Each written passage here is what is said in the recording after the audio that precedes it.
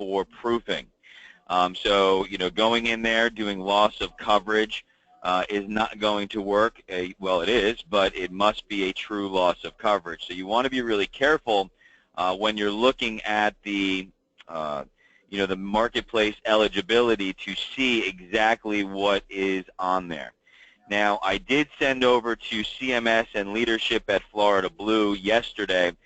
We had a few customers that were from Coventry that we wrote, and even on those customers, the marketplace had stated early in the season that they were going to be able to identify those folks as being enrolled in a terminated plan. And, well, shockingly enough, the marketplace isn't doing what they said they were going to do. Well, why should we be surprised? Now, that being said, those people are also being asked to prove eligibility, prove a loss of coverage. So we'll have some feedback for everyone next week on the way to work that because, well, as instructed by the marketplace, you're not supposed to. Shocker. So that being said, what are we doing now? Well, we're cleaning things up. We're writing new policies. We are still finding people. We are still really just making sure that all of our customer service issues are resolved.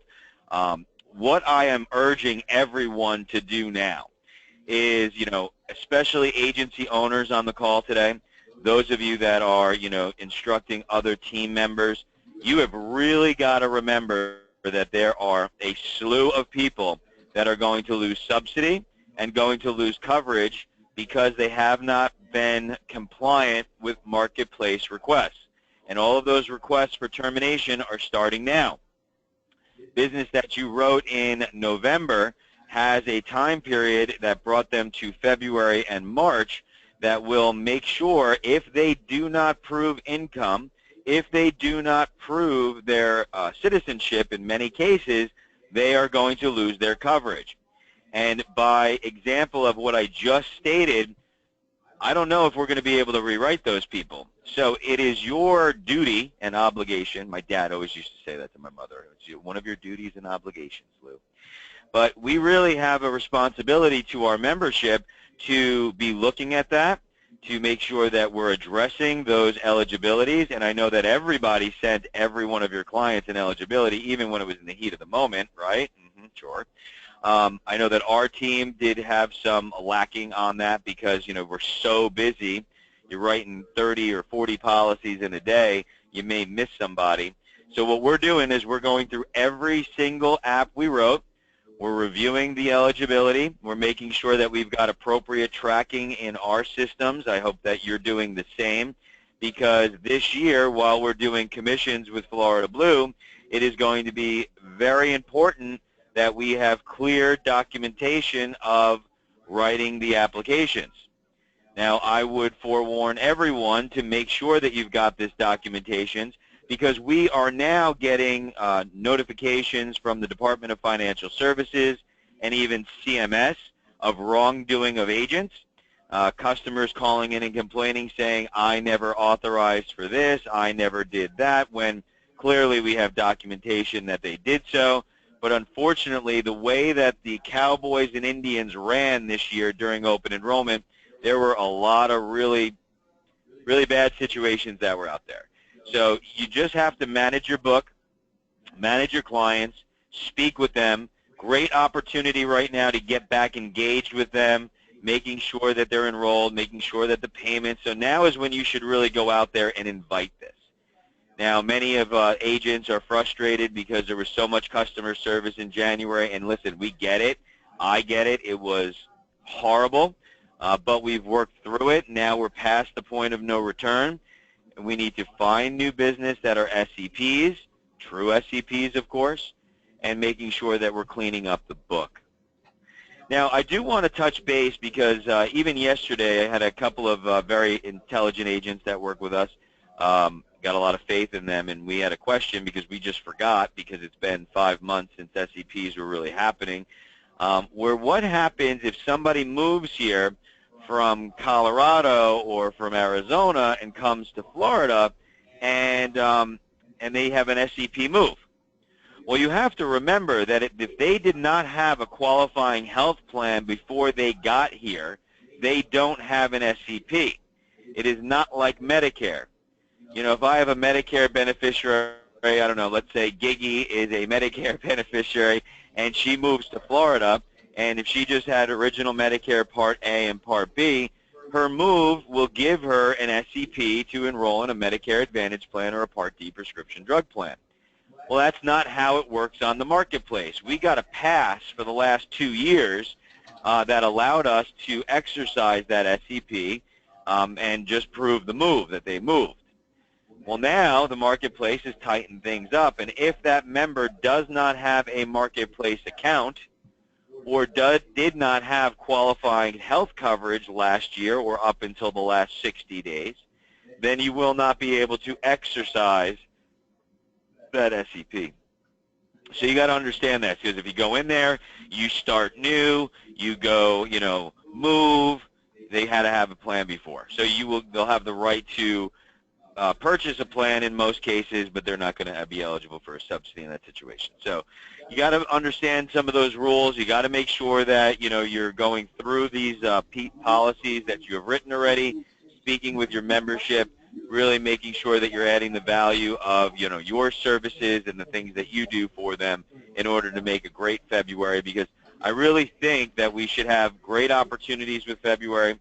There's a lot of people who have marketplace plans who did lose their coverage, people who were auto-assigned to a different carrier, such as, you know, AM Better, such as Molina, even Blue Cross for that matter.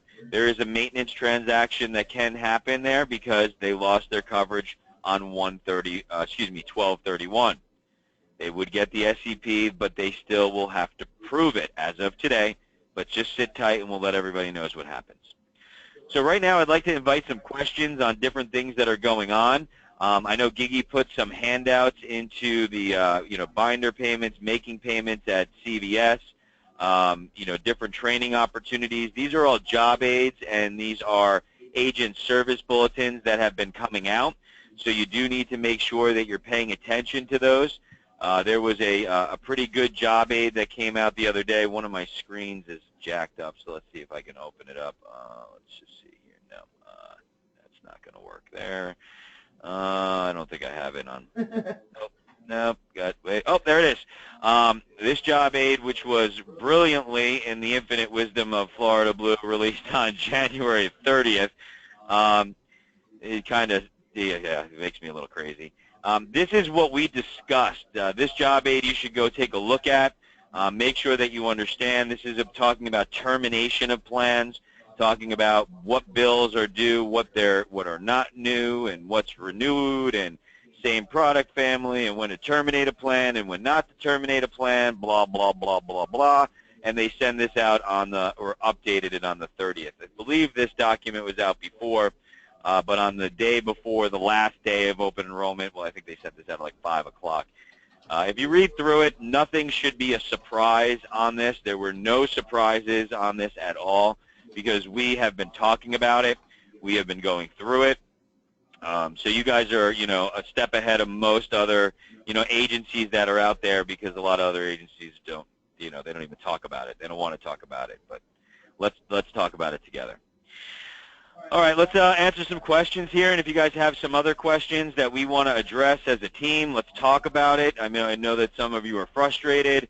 I think this is, you know, a good platform for us to really go through and make sure, because if you're having issues and you've got no tissues, well, I've got a box on my desk. Let's see what we can come up with. Question from Bill. Good morning. Are people still having issues getting accurate invoices for 1/1? I have several still. Yes. But the invoices for 1/1 are out and gone. Now, the new invoices have been generated for February, and they're out, supposedly. They have been out since last week. And if they've gotten that invoice would reflect an incorrect invoice potentially from 1/1 and possibly still an incorrect invoice for 2/1. But in our research, Bill, for most of the inaccurate invoices that we found, as discussed on previous calls, it's because of several different scenarios. You know, scenario one, Blue Cross screwed something up in some way, shape, or form. Scenario two is going to be the marketplace sent over the incorrect information, and we've seen that several times as well.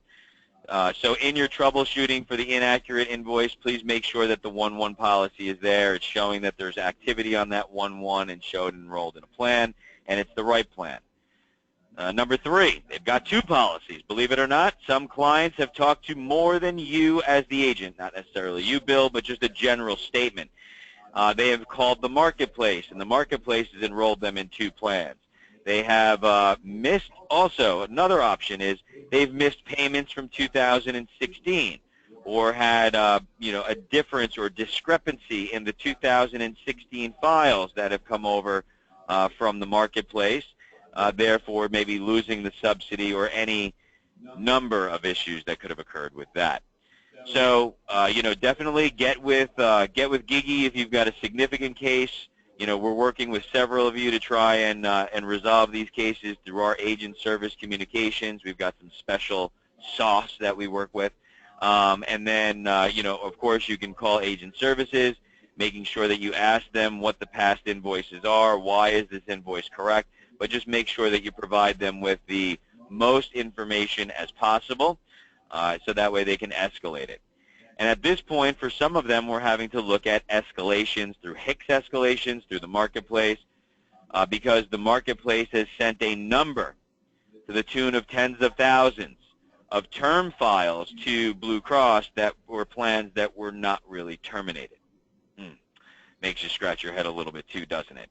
I'll give you an example what I mean by that, Bill, and anybody that this may apply to is we had a customer yesterday. They had gotten a draft, which was the correct premium draft for 1-1. It was a passive renewal, meaning that they did nothing. They were charged their premium. Everything is right as rain. The young lady goes to use pharmacy benefits on the 17th of January to be told that she has no coverage. They decide that it would be a good idea. She goes back to the doctor a week later. Doesn't really make sense. Didn't call. And then she finds out that she also has no coverage. After digging, the woman is on Marketplace with no subsidy. She thought she was off Marketplace. It turns out that on the 10th of January, for some reason unbeknownst to anyone, we were sent a termination file from the Marketplace, therefore terminating her plan, and she technically had no coverage. I mean, technically we could have fixed it, but we would have been unrolling everything. We rewrote her a plan for 2-1, and then that now is in force, off Marketplace. She's good to go. Luckily, we caught it before open enrollment ended. If that was in today's world, Bill, that kind of scenario, we would have to go through, open up a HIX escalation, and then that would be something we'd have to get her 1-1 coverage. But be mindful that these people that have had terminated plans or have incorrect invoices and, are in jeopardy of losing their plans, they're going to have to pay back all of the back premiums. So, somebody in the office today was saying something. I said, we got to be careful what we ask for, because if we're asking for them to be reinstated and they owe 4 months of premiums but they didn't tell you, well, guess what? If they do reinstate it, which is hard-pressed after 4 months, but if they are, they're going to pay 4 months worth of back premiums or 3 months plus the current premium and the current invoice. It may just not make financial sense in most cases. So think about that. When these people have a qualified health plan but it is not on market, how do we prove an SEP for moving to Florida? You're going to need that documentation, that's all. As long as it's a qualified health plan, then you're going to have to call, or if they're on a qualified health plan but not on Marketplace, really if they're looking for a subsidy is when we're going to have that to deal with. If they are not looking for a subsidy, then you would just hold that documentation. You can enroll them through Blue Cross with an SCP off Marketplace. The search accounts question, can you retype it? I just deleted it instead of clicking on it. I'm sorry. I apologize. But if it was something about search accounts being accurate, don't hold your breath. I don't know when they're going to fix it. I had a conversation with Mr. Scott Bryant in leadership last night, and they're working on it, but I don't know when it's going to fix. The Blue Cross enrollment website was down Tuesday afternoon and evening. Do they consider that an extension? No, it was not down. We were able to do enrollments all the way up until our last enrollment, believe it or not, was at 2:56 a.m. So we were able to do that in the afternoon. I was not seeing any problems with the Blue Cross website.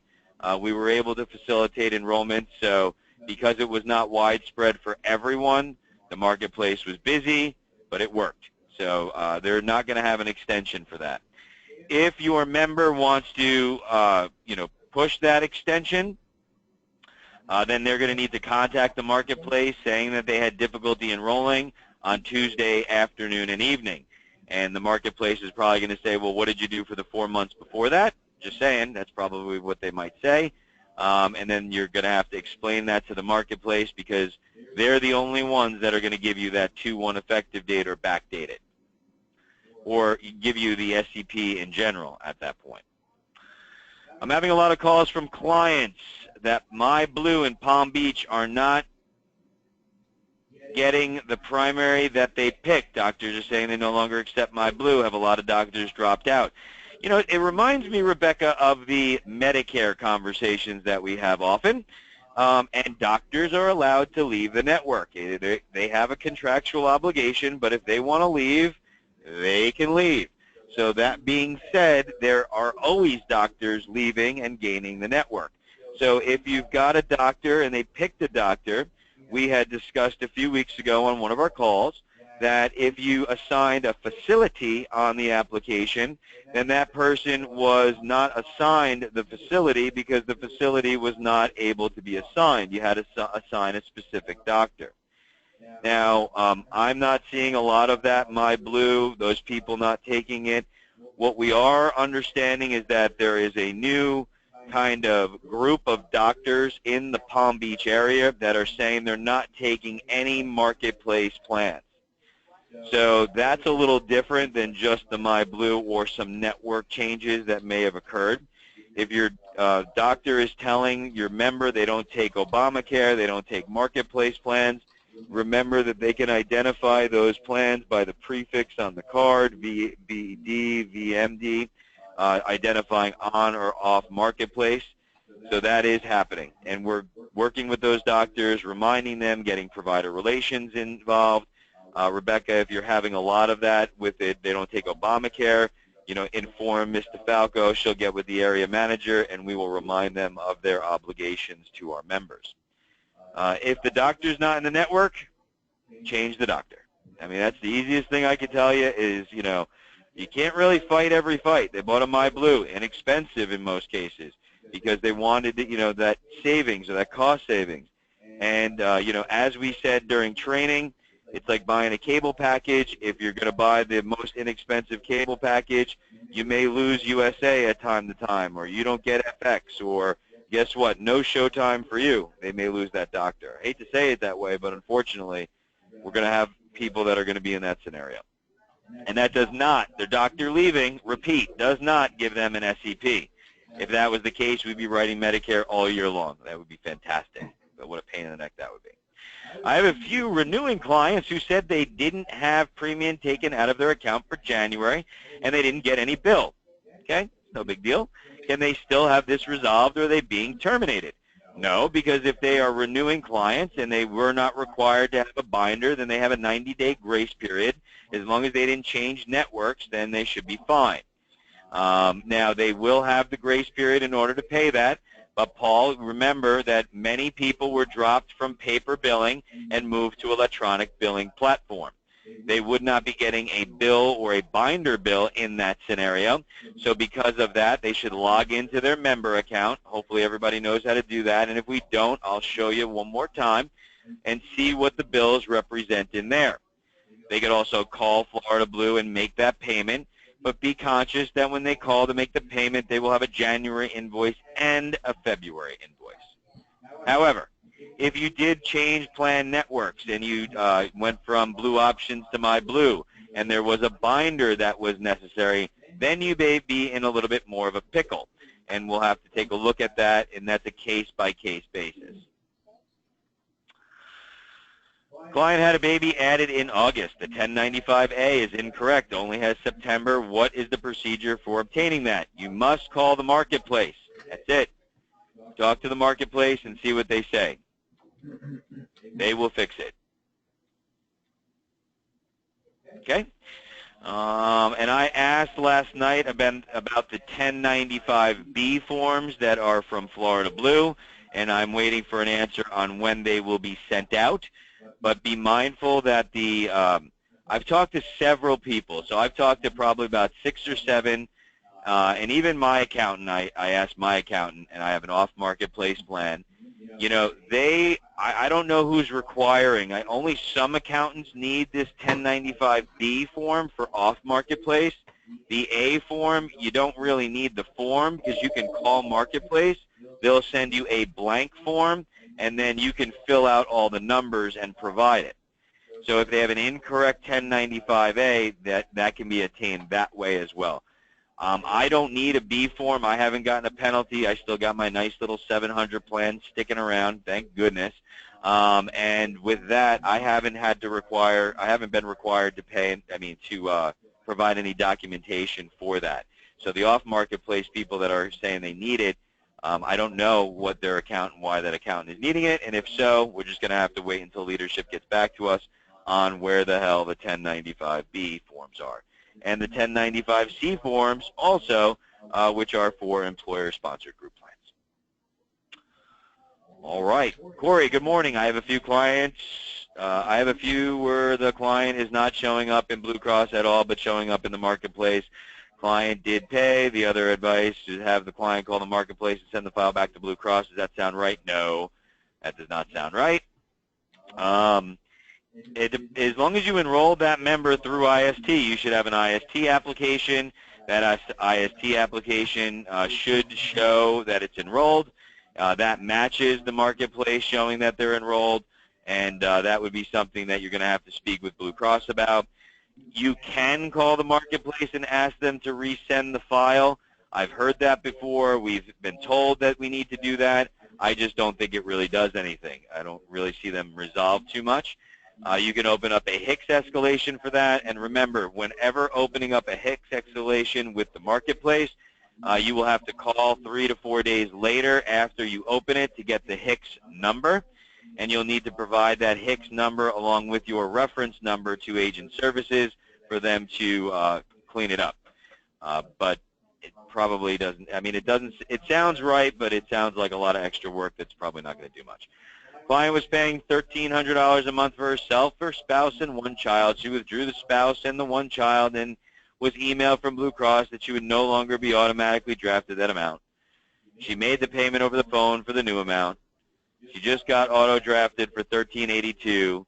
Fastest way to get this corrected, you're going to have to call Blue Cross. Agent services, see what they say, David. Give them the information.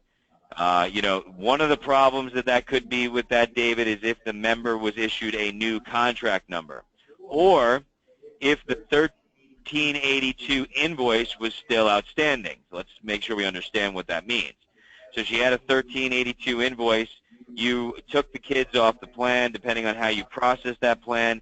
If the member was issued a new contract number, would make me understand why they drafted the 1382. Fastest way to get that corrected is to say, I need a refund. That's a little bit exorbitant, $800 more, just didn't have it laying around. Again, if you can't get that resolved through agent services, if you do call, speak with Mr. Falco, and we can see how we can assist in getting that loaded into our tasks.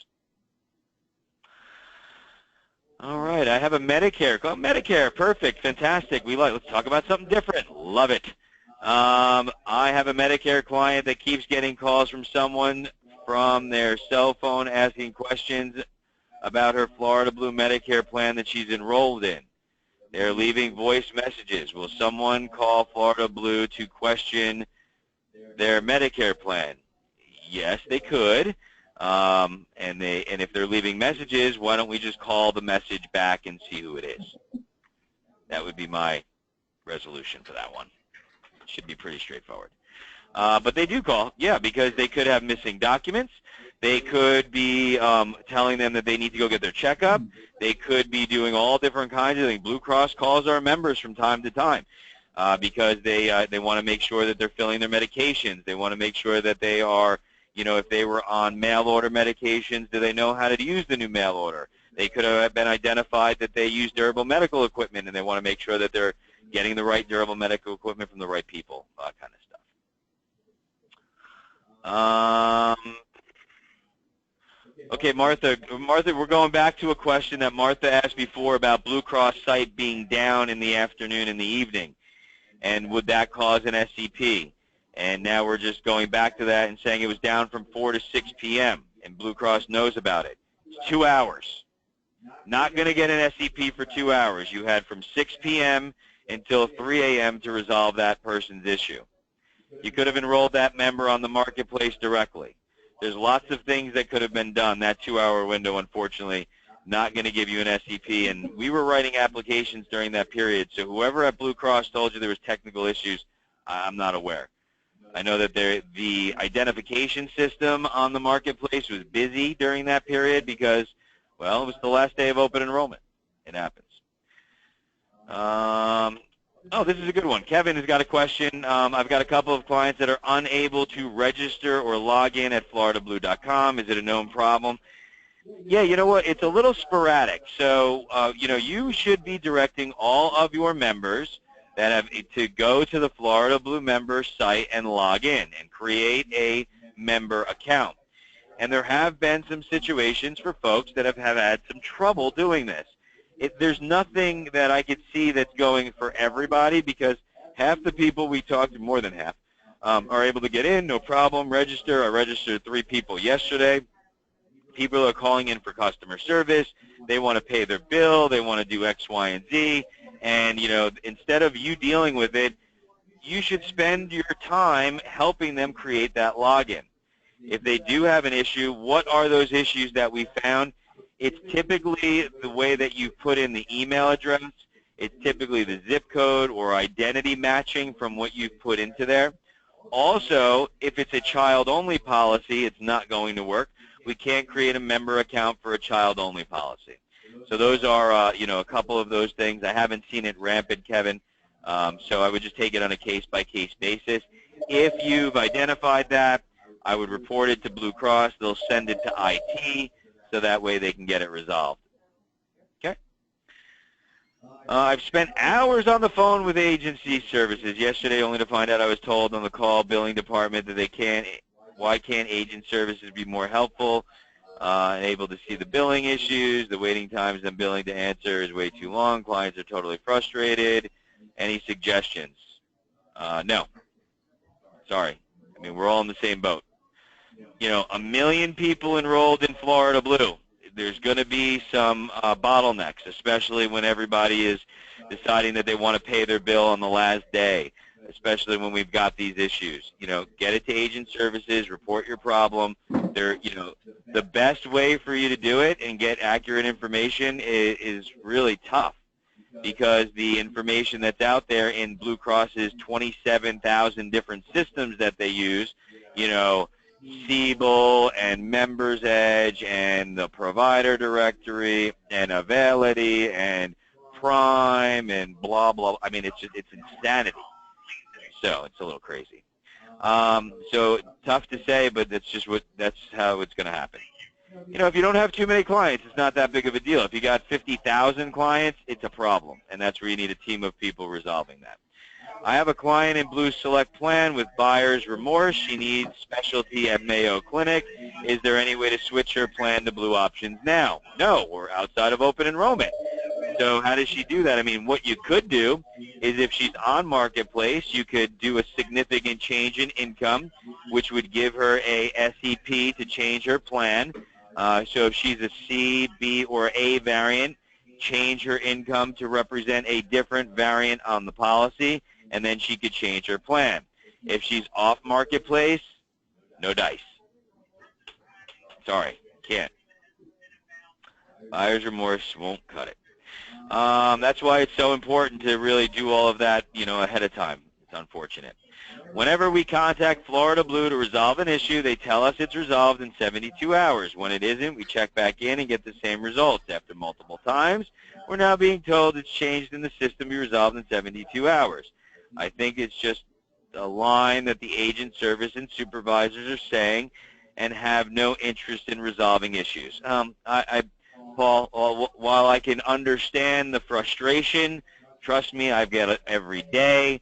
That's just not it. It's just, again, going back to the 27,000 systems that Blue Cross has.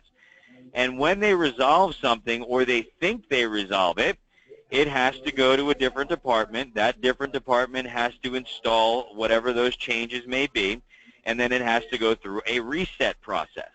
And those are overnight processes.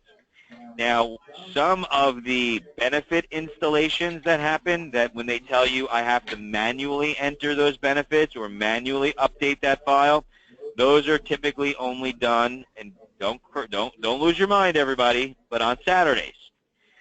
So if they fix something for you today and they tell you 72 hours, I would wait past the weekend. And we just found that out ourselves last week. So, like, if they tell Mark, well, okay, we fixed everything, the invoice has been generated, you know, the plan is going to be in effect, please allow 72 hours for it to resolve, has to be manually entered, then we have to wait until it gets past this day of Saturday for some reason, and then on that Monday, it should be good to go.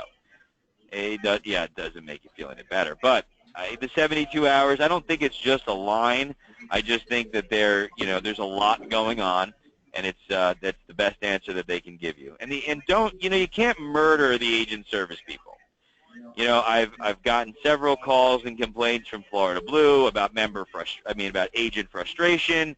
Don't take it out on them, because they're not the ones that are doing it. You know, and most of them they're trying their best. They may give you the wrong information. They may, but it's unfortunate. We got to keep our professional hat on. If you want to get frustrated, just don't scream at those poor people. Some of them you can scream at, not all of them. Just kidding. Lonnie, that's way too long to read on this call. We'll take that offline. Kevin, too long to read on this call. We'll take it offline.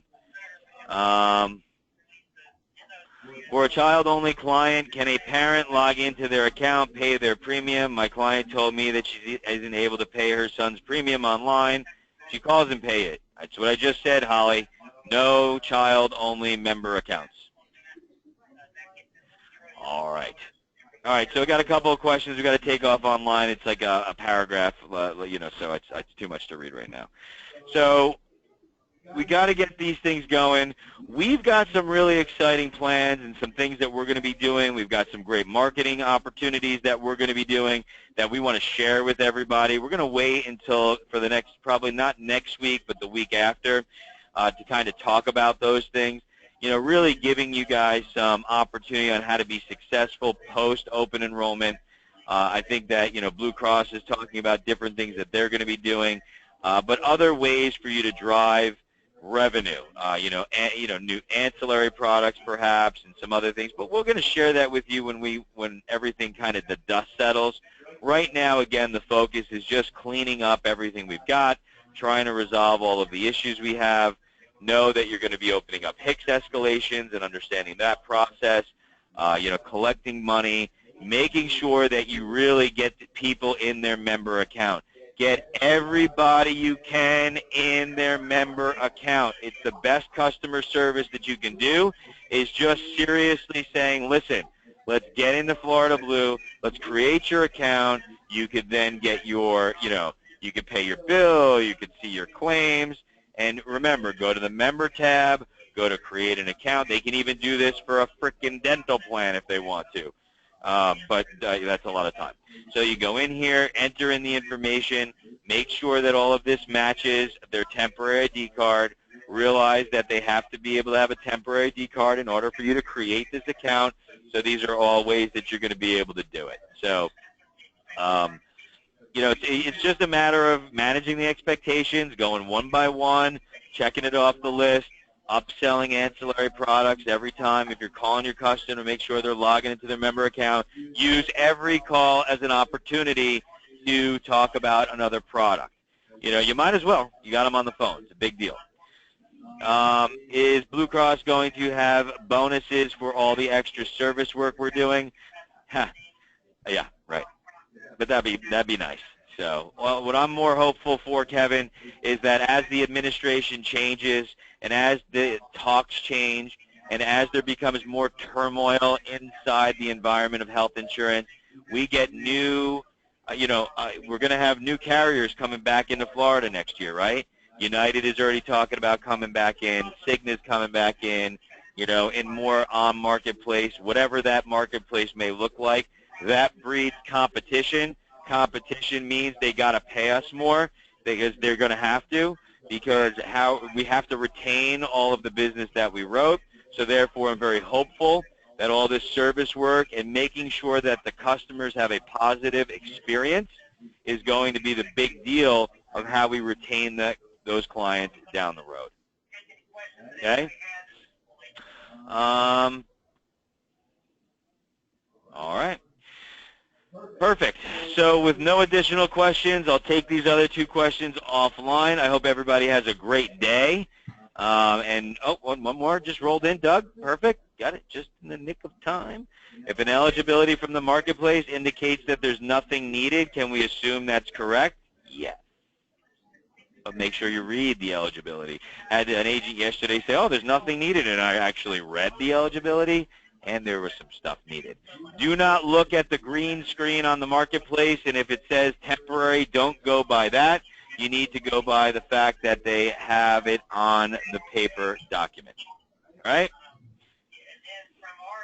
Fan-friggin-tastic. Going on vacation. Enjoy, Doug. I will be on vacation at the end of February. Probably going to change up the schedule for our Thursday calls a little bit, so maybe do every 2 weeks as we get past, after the next couple weeks. Then we'll probably separate it out a little bit. Everybody's got more fun things to do than listen to my big fat mouth on Thursdays. So I hope everybody has a great day today. Let's clean everything up. Let us know if you've got some customer service disasters that you need help with. We'll work with you as much as we can. Have a great day. Enjoy.